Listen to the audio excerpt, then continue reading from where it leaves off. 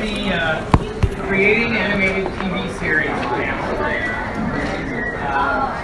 We're going to talk about just that. We're going to do a bunch of Q&A because we could talk forever and never get to what you actually want to hear. We're especially never going to get to the point of when you call this phone number and they'll take your pick.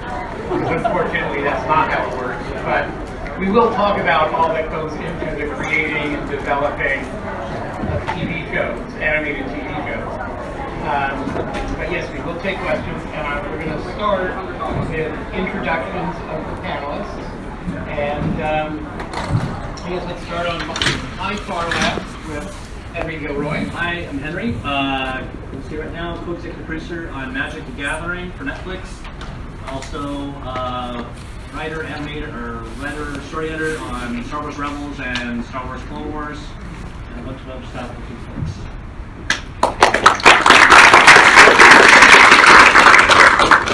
I actually didn't think about introducing myself. Let me run through my credits really fast. You don't want what I'd say about yourself. We don't have a half an hour. No, yeah. My name is Bob Roth, and with my partner Bill Motz, we've been writers and executive producers and story editors on a bunch of shows.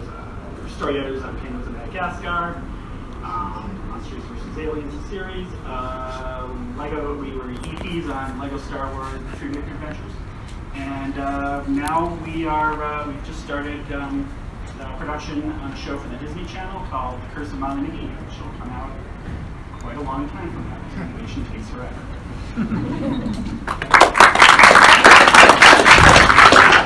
Hi, I'm Eric Leewald, and I, often along with my lovely wife Julia, who's here in the audience, have had show-running responsibilities on 14 shows. The one that you will know most of which I'll showing the book at you so you can buy it online. X-Men the Animated Series in the 90s. Writing up, but there's a lot of others. We worked at Disney Afternoon. There were the animated show Beetlejuice, Street Fighter, Mummies Alive. Just as you're getting a sense, lots of action adventure. But the one that will go on the gravestone is X-Men the Animated Series.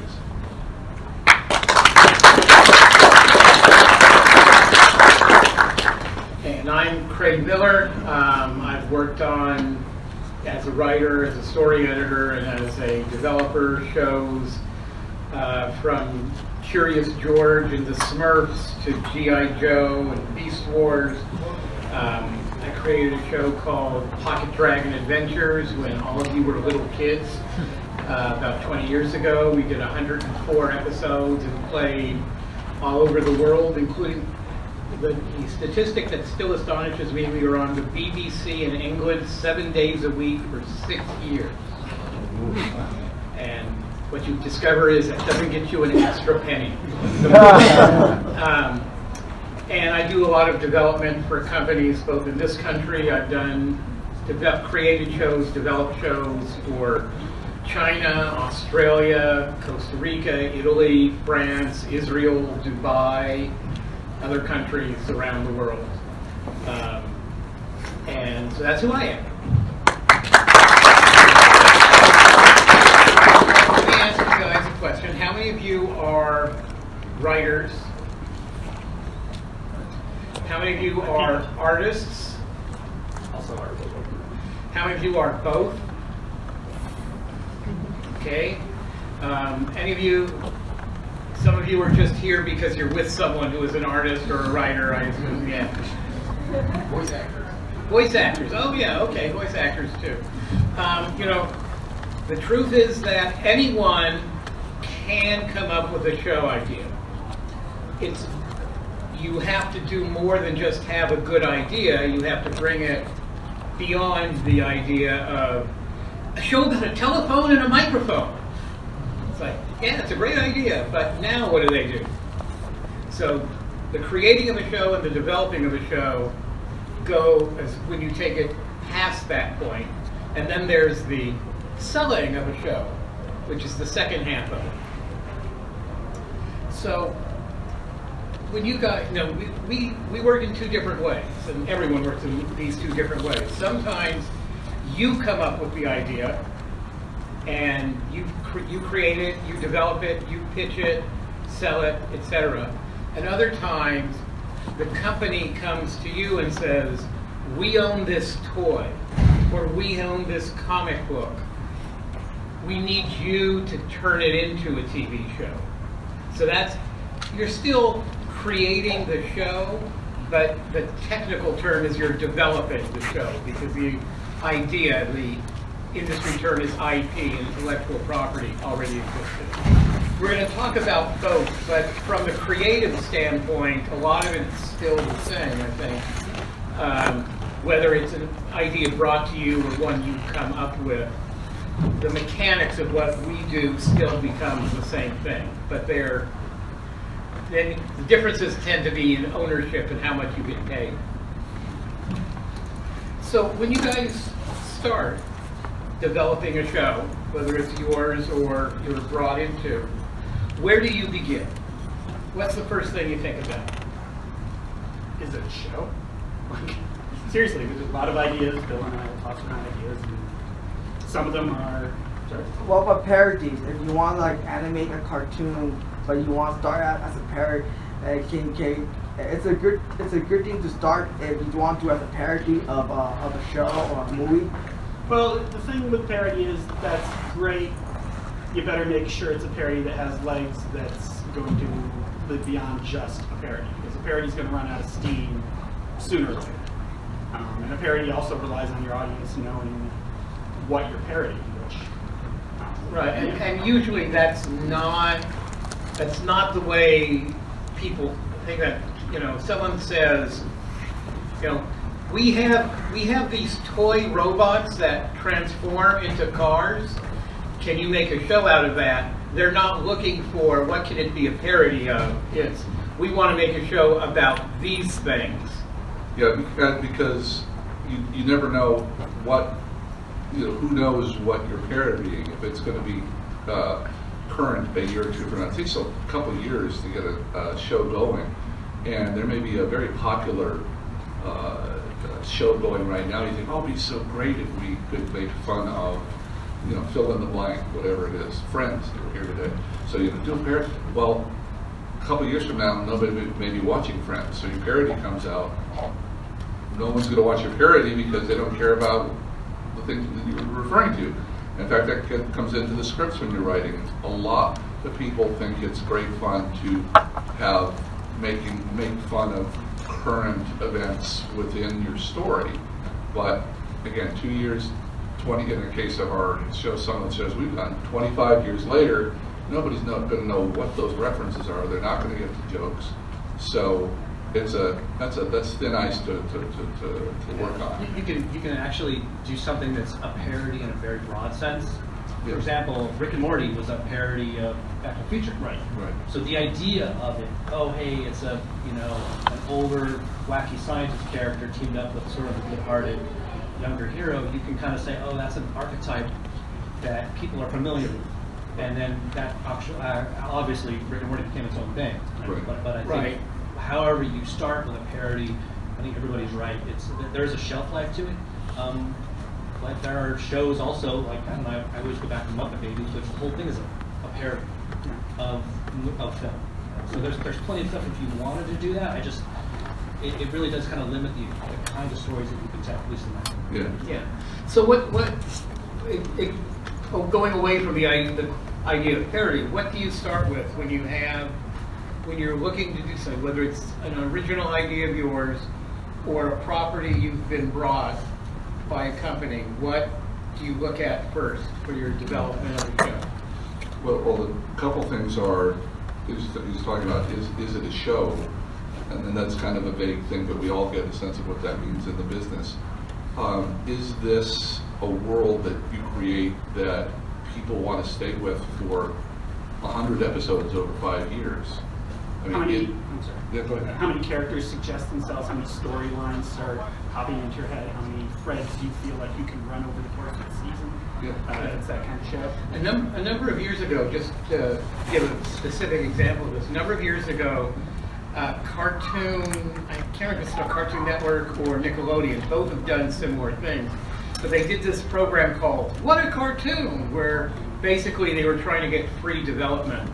And they said anyone can submit an idea for a new show and just give us a storyboard for a 7-minute episode, and and the ones we like we'll develop into, we'll develop the short and move, maybe do yours as a TV show. And they got a tremendous amount of submissions. And what they found, well, first, no writers could submit because it required a storyboard. So only people who could draw. So if you were a writer and artist, you could submit to it. But if you just wrote scripts like most of us, you wouldn't be able to follow a storyboard I drew. We couldn't even submit if we wanted to go that route. Well, the people who submitted had an idea, some of them for wonderful 7-minute shorts. They had no idea what the characters in the short did before the short started, what they did after the short was over, or any other stories you could tell about these same characters in this same world. And the few of them that they liked enough to develop, they ended up hiring writers to come in and develop into TV shows, working with the artists who'd originally submitted them. But the people who'd originally submitted them hadn't thought beyond the one 7-minute short. I mean, there were 3-minute shorts, I forget. But they hadn't developed out the whole thing. And that's what these guys are talking about. You have to develop a concept that will sustain. Is there a show there, not just a short? Yeah, and somebody said about television is you're asking these people into your home every once a week, or now you're binging them, but you're trying to think of a group of characters that have enough different things to do with one another, so they're not one-dimensional, so they don't just have one relationship, so that you can tell 100 different stories with the same character, and the audience will want to see the 98th story and the 99th story. They won't, not just the first one. One of the first things we see when people pitch stuff is they'll say, well, that might make a really good movie, as you say, a one-off story. And with a beginning, middle, and end, and it's all resolved, and the good guys win, and the bad guys are defeated, or whoever gets killed, sacrifices. Now what? So when you're thinking about a television show, you're thinking about who you want to live with over a number of years, and how, if you're lucky enough to have a good-sized cast, how they interact and how their adventures can proceed, because you don't want to have, in 100 episodes, 50 repeating themselves. You want to have variety. So you need a group of people that you want to spend some time with that are capable of having 100 different adventures, and that takes some thinking. And so that's part of what goes in your mind when you see a setup or a pilot script or a pitch for a script. Well, okay, well this will go. This might tell 2 stories, but we needed to tell 100. Yeah, I mean, I think, to me, usually you'll have a concept, something you could describe in 2 words, not into 2 words, but into words, something that you could say, well, I'll give you the example. My show, Pocket Dragon Adventures, was 6 pocket-sized dragons in a medieval world. That's the concept.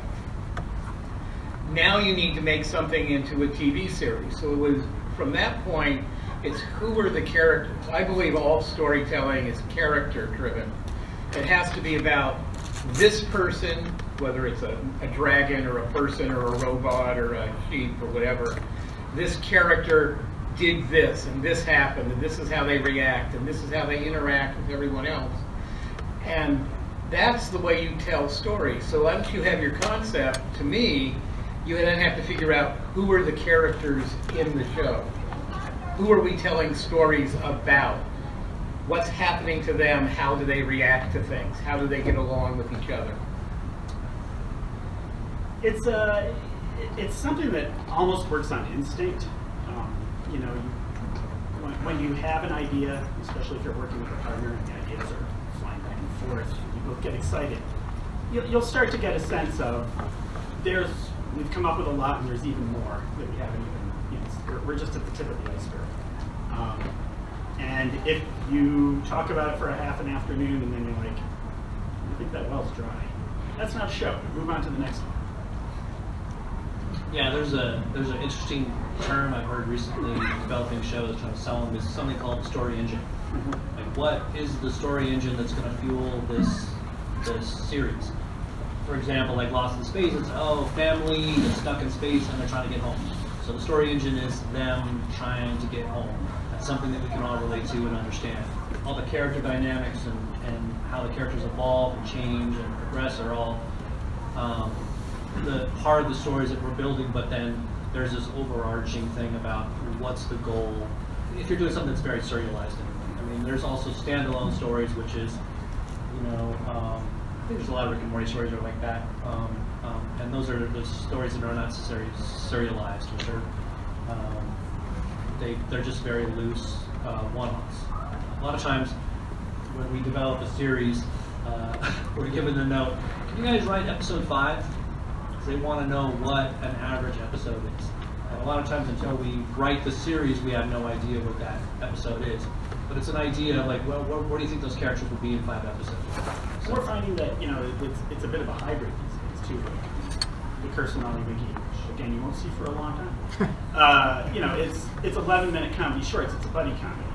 And, like a SpongeBob, they can almost air in whatever order.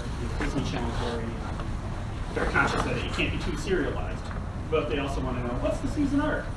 So it's like, well, it's serialized and it's not serialized. Lightly serialized. Yeah, so it's like, there's going to be a few tentpoles throughout the season that change a little bit of the status quo, but a good 80% of the episodes are just going to be goofy buddy comedy stories. Yeah, like the Avatar Last Airbender series. That was a very, well-beloved, critical acclaim.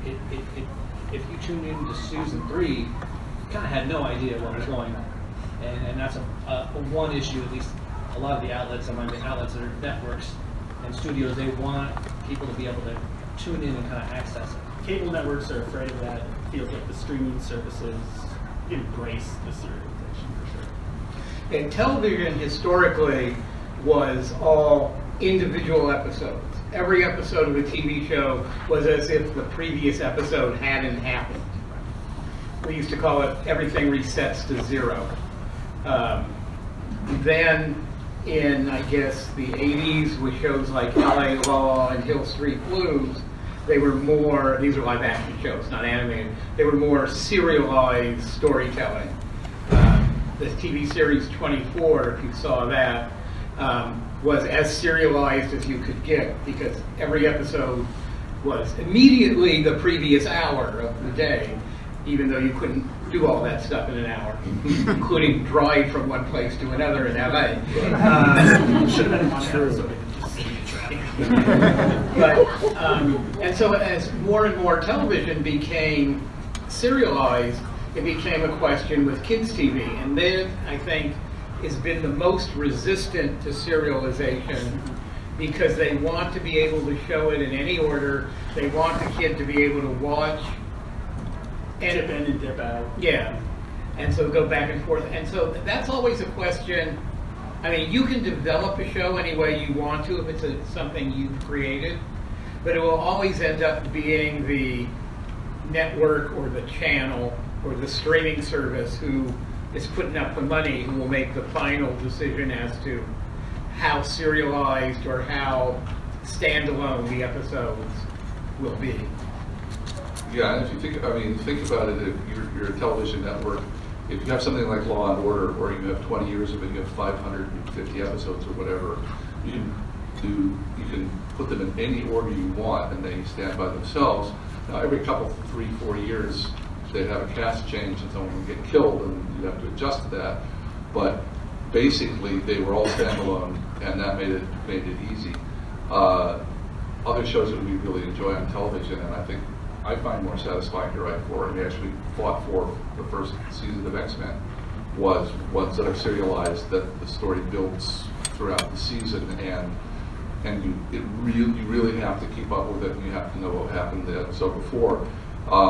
What the network was saying, oh, the kids will never remember. So what we did specifically, which what they do on serialized shows and what they do on many shows nowadays, is have a quick recap at the beginning, 30 seconds, 40 seconds, I think ours was a minute, say previously on X-Men, and you'd show, and that would allow you, the kids that maybe hadn't seen episodes 4 and 7, to watch show 9, because you'd have the bits and pieces leading up to show 9, and it made it doable. But it's possible. It's just it tends to be a hard sell. I mean, I understand why the buyers say, yeah. Also with animation, we had issues where it takes 8-9 months maybe to produce an episode, as opposed to a week and a half to produce a live action episode.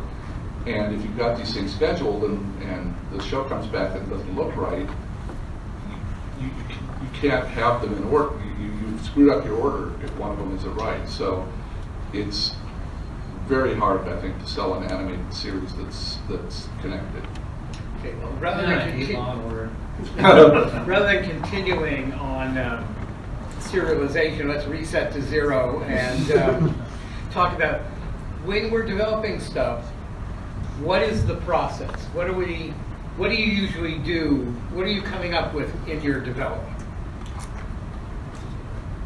Someone jump in. Okay, I'll jump in. Well, I mean, once we have the idea, Bill and I like to get a corkboard, index cards, and just fill it with as many ideas as we can. Here's a character idea. Here's a story idea. Here's a setting. Once we've got that, we let it marinate, think about it, and then we start typing it up. And you don't want to do anything too long. We try to feel like if you got to be able to communicate this idea, page and a half, 2 pages if it's super complicated. But you got to understand that, like, when you go in to pitch this to a development executive, one, they've got 1,000 other things they've got to do. They're all very hairy and running around from one thing to the next. So you want your idea to be precise and brief, and you want it to, like, you want to grab them right away and go, here's the idea. We scrape away everything that is not the essential idea, and then once you've got that, we bring them in and hopefully they say this is fantastic.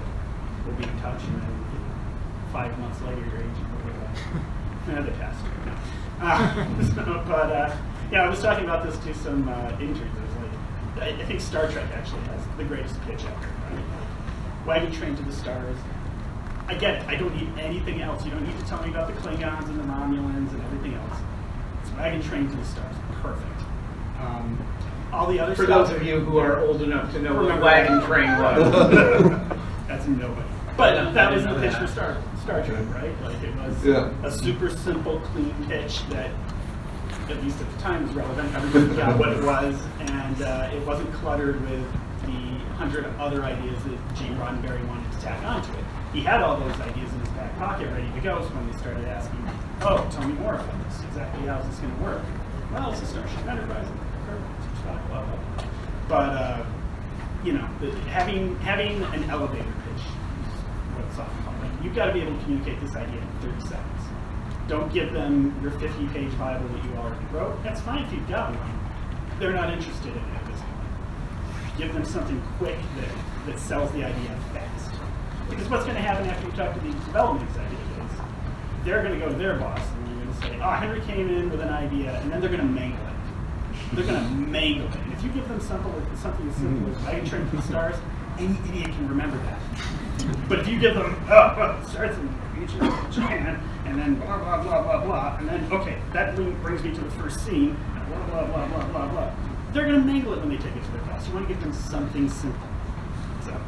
And they're not going to want to see your 50-page Bible, which, by the way, is way too long, until after you've told them your 30-second pitch, and they decide, yeah, that sounds interesting. Yeah, I mean, if you have a pitch that's a little more esoteric and weird, just to have a couple of drawings, a couple of pieces of art, just to communicate some of those ideas that are more complicated, that can really help. I think when you watch Wachowskis, when they first pitched The Matrix, Joel Silver's like, I have no idea what this is.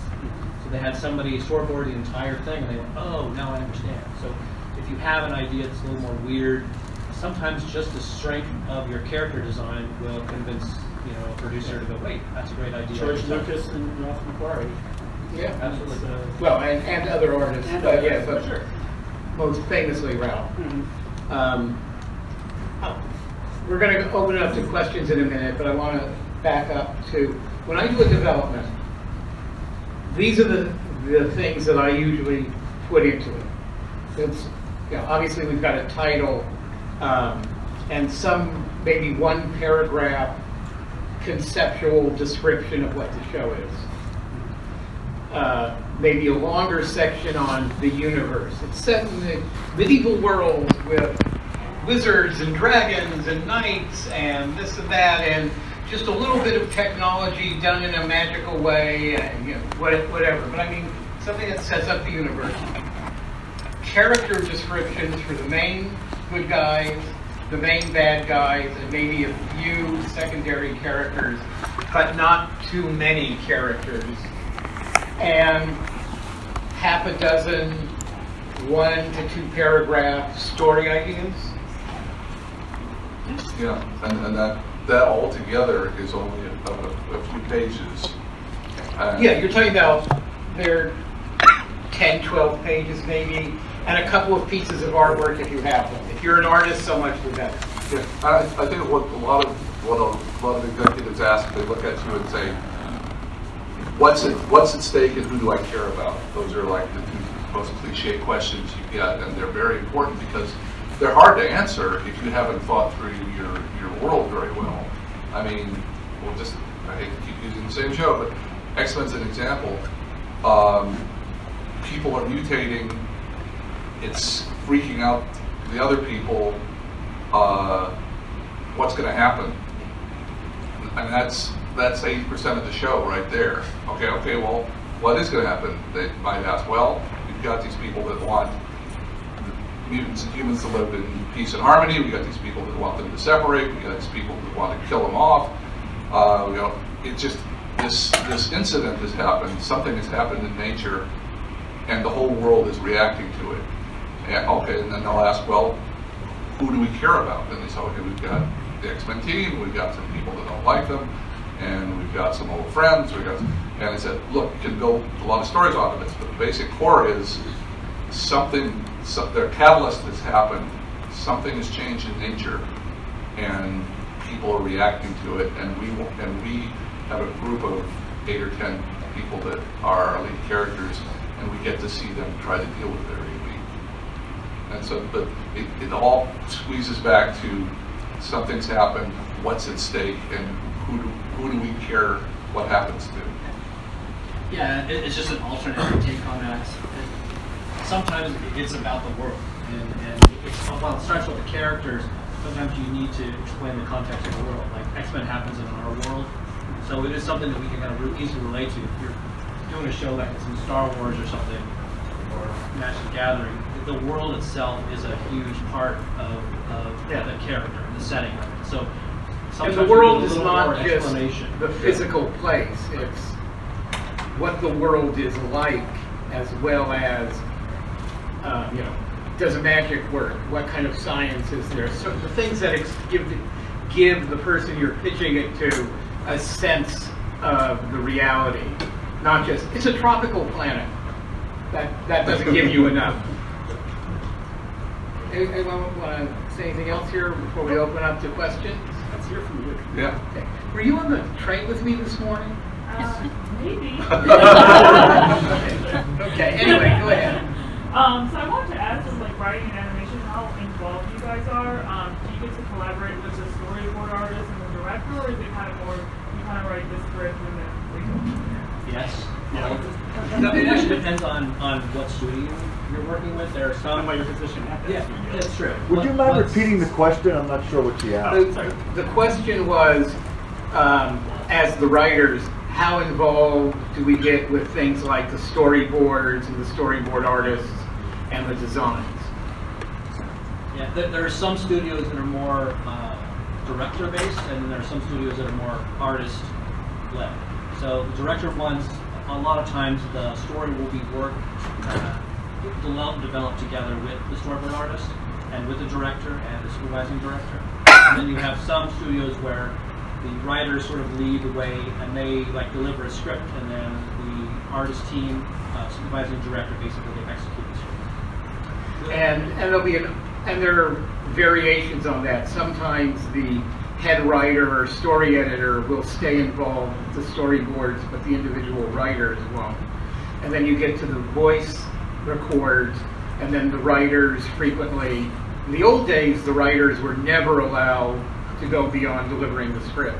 We weren't allowed to talk to the storyboard artist, and we weren't invited to the voice records. Now, usually the head writer and the individual episode writer will be at the voice records.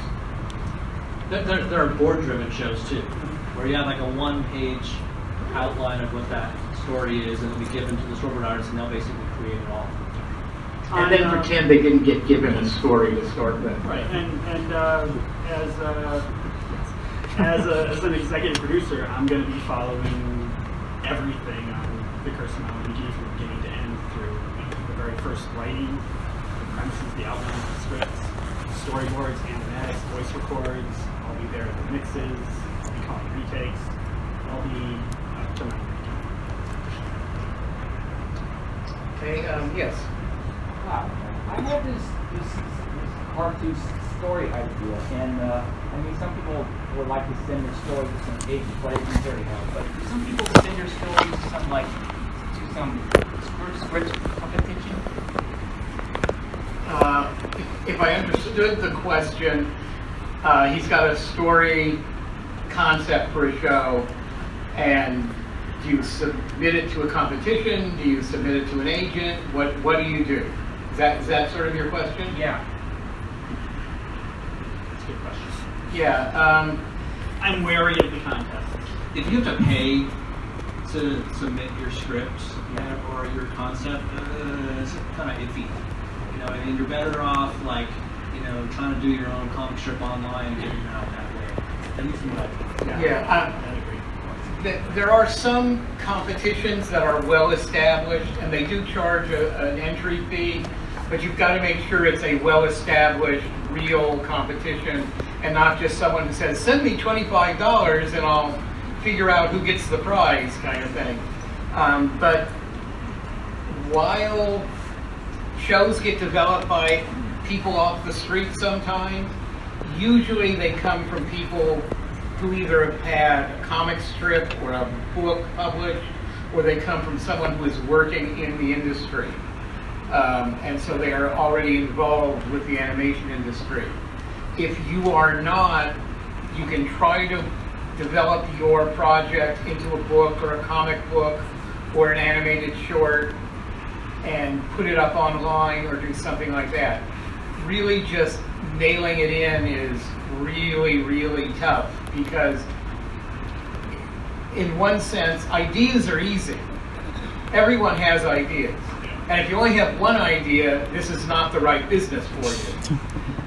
It's being able to take it to fruition, follow it through to really fully write it, create the characters, develop it.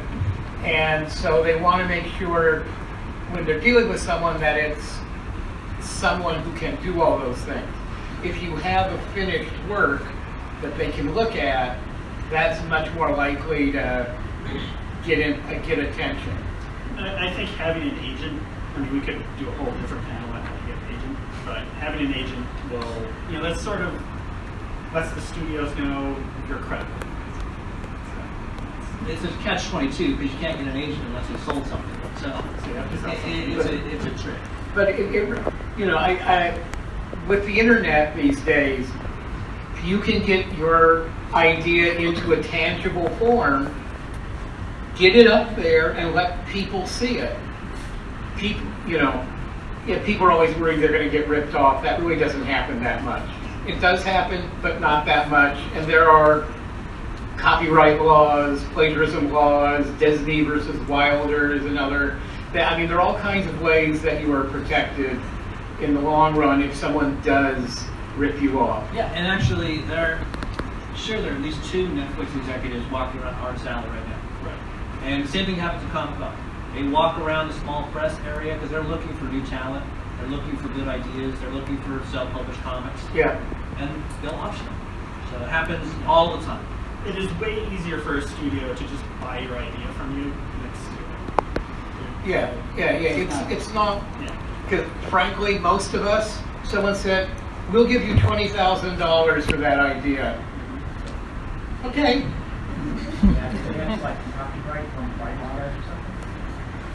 Yeah, I mean, you can register something through the Writers Guild yourself. Or you can register or go online to the Library of Congress and file a copyright on it. There are protections even without Writers Guild registration or filing a copyright, but filing a copyright gives you more protections. Yes.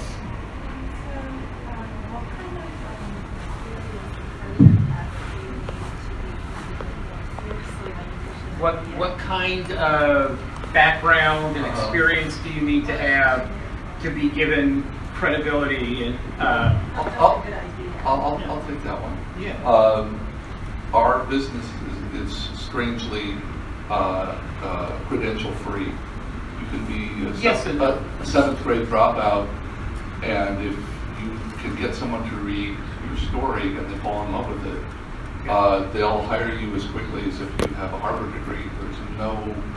There's no credential other than your work that matters to the person buying it. no, I was just going to say it actually doesn't matter if you've been to film school or anything else. It doesn't hurt, but it's the work that matters, and if going to a school helps you make that work better, fine. But it's the work. No one's going to say, well, where did you go to school? That isn't the issue. And now so more than ever, like with the advent of all the streaming services, especially Netflix, there is a hunger for material that I haven't seen it before, where they are buying anything that looks viable.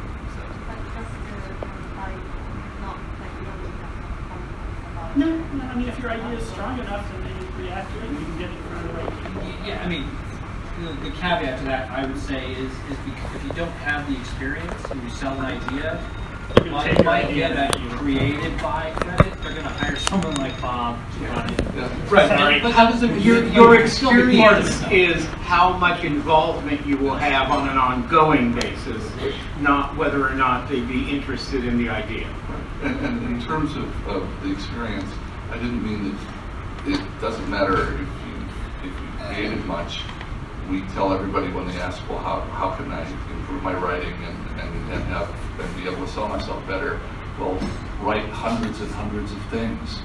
But that doesn't, you could still be that seventh grade dropout. It has nothing to do with credentials, it has to do with your work. And so yes, if someone was pitching me and they had one small thing, and then versus someone, oh, I've got a room full of things that I've created because I've thought through all the. When we were at Disney, they had about 3 times a year for artists they would have a portfolio day where you come in and if you're an artist outside you try to show the executive producers, well, I could draw for your studio. Look at my abilities. But if you have one picture that may be, you don't know what they need the next year. If you have 100 different varieties of things that you've created, all of which are interesting, then you've got 100 times the ability to sell yourself to somebody because you don't know what they're going to need. It's also, like all things, the more you write and the more you read and the more things you watch, the better you get. As an artist, very few people wake up, pick up a pencil and suddenly are great artists. You have to draw a lot. You can take classes, you can not take classes, you just get more and more experience. You become a better basketball player by playing a lot of basketball. The more experience you have, the better you can become at something. So it's good to keep working at it. Yes? When you're starting with a brand and kind of developing from there, some sort of toy or a comic book, how do you toe the line between like faithfulness to the original content and developing like a stronger story engine and characters and things The like question was, if you're starting with, he said a brand, but we're talking about an intellectual property, and you're developing it into a show, how do you go between being absolutely faithful to the original intellectual property and the development of the show? Well, part of the trick is make sure it's a brand you like. Like if it's, I love Star Wars. Everybody loves Star Wars. When I got a chance to do Star Wars, I knew that brand so damned well that I knew exactly what it wanted to be. It was Lego. I loved Lego as well. It clicked. I knew how to do that. I don't insult anybody who loves the Teenage Mutant Ninja Turtles. I have no love for them. I hate it. It's just not my thing. We were asked to develop the Turtles when we were at Nickelodeon, and we said, we don't have to pay for this. You guys should find somebody who's excited about the Turtles. So you want to find something that, I'm speaking everywhere, but I'm going to guess when you had a chance to develop the X-Men, you were doing that first to develop the X-Men, right? Well, here's an exception. I've never read the X-Men. Okay, so I had to call it out before, and I had to go into a meeting with 30 people, including Stan Lee, and say, "Oh yeah, I can't wait to do this show. I've read this stuff for 30 years." Okay, so do it if you're a liar. Yeah. I learned to. Luckily, I looked at the stuff and said, "Yeah, I really get this." So it was dumb luck at the time. But I think going back to the point of the question is, part of it is how much freedom does the owner of the intellectual property allow you in making changes? Because, you know, if they wanted to be absolutely faithful to whatever the start was, well, it's their thing. You have to hoe their line. And that's going to be property by property. Each one's going to be different. You never know. Most of the time they'll say like, can you make it completely different except exactly the same? Yeah, and it, you know, and you do it as, it's also, you're taking something that may not have had stories at all. I mean, G.I. Joe didn't have stories, Transformers didn't have stories, He-Man didn't have stories, they were just things. And you're developing personalities and characters and stories. So in that case, you're taking an IP, but you have a lot of freedom because nothing existed. When you're dealing with X-Men, where there's years and years of character development and stories, yeah, you can invent new stories, but you can't suddenly change the personalities of characters wholesale. You make minor changes. Right, but it's picking and choosing among the thing that already exists. Like suddenly we're asked, come up with a Sherlock Holmes series. Well, you're going to personalize it, and it's going to be different from anybody else's Sherlock Holmes series because you're making all the creative choices, but you're going to be working within certain limits. And my main writer on the show had a reference. It's actually lazier to not care about being faithful, and then be faithful, but your own story's going to come through anyway. Don't worry about it being crushed by being faithful to the property. Yeah, but I think like most everything else in writing, there are no hard and fast rules. Every individual project has differences based on the original material, the people you're working with, your personal tastes and style. So, you know, you're always going to be sort of playing it by ear. Other questions? There was someone back there looking frustrated. Yeah. Speak up, please. At what point did you show you get canceled? Did you expect this? The networks. That was always about money. Always the networks. Yeah, but it's always it's a random thing about money. Someone has interest in keeping a show going or not going, or I mean, it could be that the audience is diving, but there are 100 reasons why a show gets canceled, and you have no control over that. Right. Sometimes the ratings aren't working. Sometimes the network has decided to go in a different direction. They don't want to do preschool anymore. They don't want to do action adventure anymore. We had sold a series based on Thunder Agents, was a 1960s comic book series, and actually a whole company with a number of titles that we had developed for ABC, sold them the show, and then because Disney had taken over ABC a couple years before, they decided they didn't want to do action adventure anymore, and so they turned the rights back to us, and we didn't do the show for them. Toy-driven shows, ones where it's a toy, like a G.I. Joe or something, the toy company can decide we're not getting enough sales from the TV show, so we're not going to support the show anymore. And the show could have great ratings, but the show will get canceled because the toy company isn't interested in it anymore. There are lots of different reasons shows get canceled. Yes? Please speak up. How important is it for you to be pitching to have developmental animation already done? Or do you think that That's great if you have it, but it's not necessary. Well, let me repeat it so people can hear it. How important is it to have, but I'm going to actually broaden your question. He asked about having supporting animation to go with it, but also he mentioned storyboards, but artwork, I've seen people come in with all kinds of things. Sample toys, music, actors, all kinds of things that come in. How important is that? Yeah, well, I mean, anything you've got beyond just a black and white page with words on it is helpful, because I remember when I was at Hanna-Barbera, Joe used to go, he could go and act out all the characters for the network executive. And then Scooby-Doo would go, whoop, whoop, whoop, and because he was a showman. And so besides having artwork to show what these characters look like, so the network could get an idea if kids might like them or not, he would live an episode for them. So there's no limit to the advantages you can have with secondary materials. However, make sure it's really, really good. Yeah, because you don't want them to see something that's god awful, because that will make them want. And that's where you asked about animation specifically. I think that would be going, unless it's really good, I worry it'd be going. Because I disagree. And the reason why I disagree, if it's funny, and you're telling like South Park, like that South Park original thing was hilarious. I think about Seth MacFarlane, who did, I think he took 6 months off to do a 4-minute pilot, just animated himself for Family Guy, and he sold it.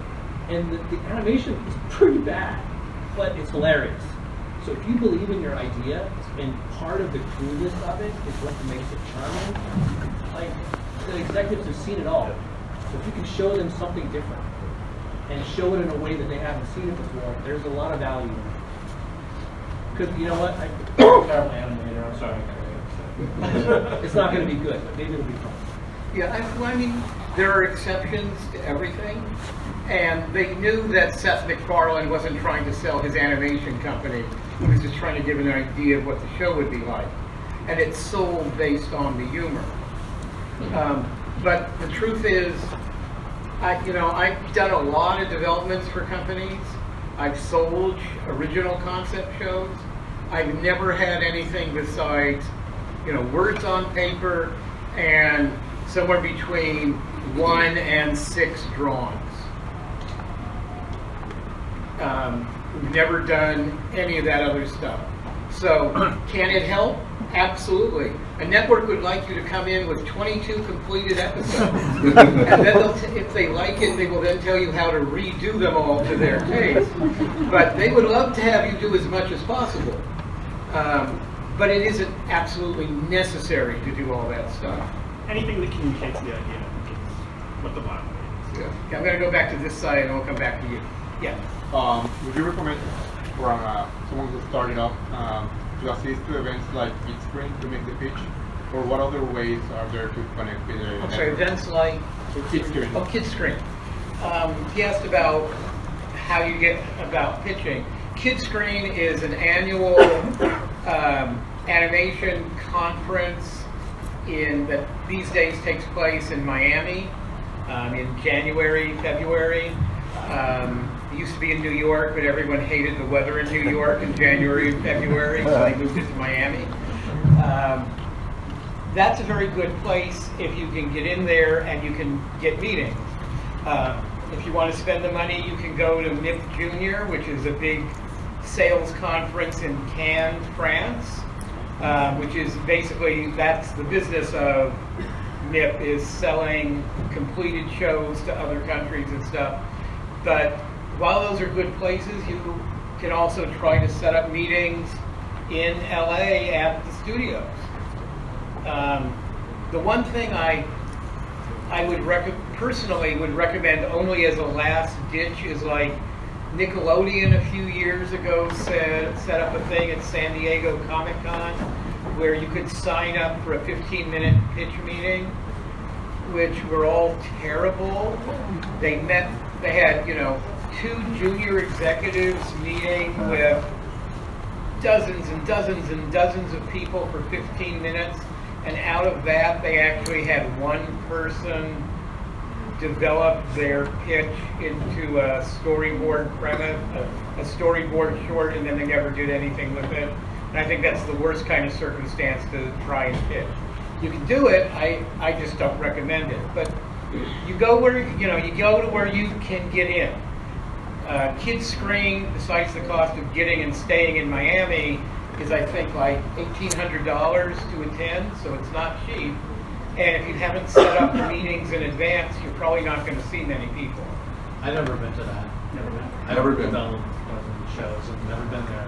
Any of those, I think, like we were suggesting, you do have an outlet. Back in the past, there was never the internet, so you could get your ideas out there if you could see. Now you basically could even put your comic strip or a reel or something online, and then it gets a viral following, or you can somehow get it to an executive to look at, or even an agent.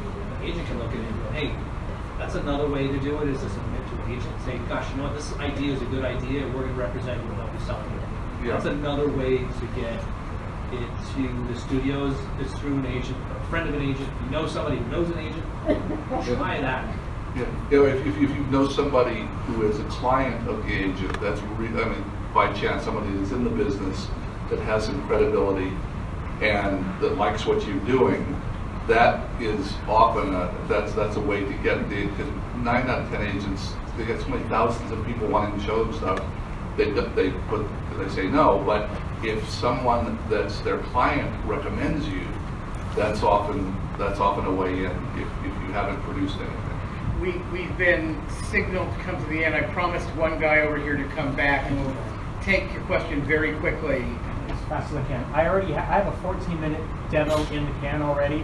I was told it's too long to pitch and to make a trailer out of it. How long should the trailer be? What key points should I put in that trailer? Stuff. Anything over 2 minutes is wasted. Yeah, I would agree with that. Make sure your characters come through in those 2 minutes. And if it's funny, if it's a comedy, make sure what you're showing them is funny. Yeah, think of it like a theatrical trailer. You know what, just finish the other 50 minutes and make it a movie. Right. Thank you. Okay, I'm sorry we're out of time. Thank you very much.